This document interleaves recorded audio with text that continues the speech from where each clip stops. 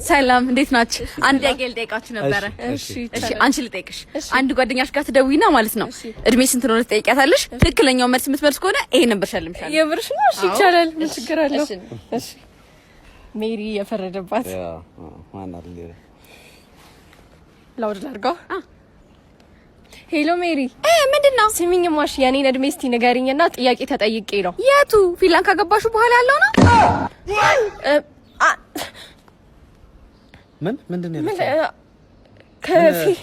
የፊንላንድ እድሜ ያለሽ ያልኳት መስሏት ነው። ምንድነው ያለችው? አሁን አይደለም ይኸውልህ፣ አልገባህም። ያልገባህ ነገር አለ። እየወሸምሽኝ ነው እንዴ? አይደለም ይኸውልህ፣ ያልገባህ ነገር አለ። ተሳስታ ነው። እቺ ያማታል ታውቃለህ። የምትከረውን ነገር አታውቅም። ድራቢ ነኝ? ኧረ አይደለም፣ በእናትህ እንደዛ አይደለም። ውሽም ኤክስ ነኝ።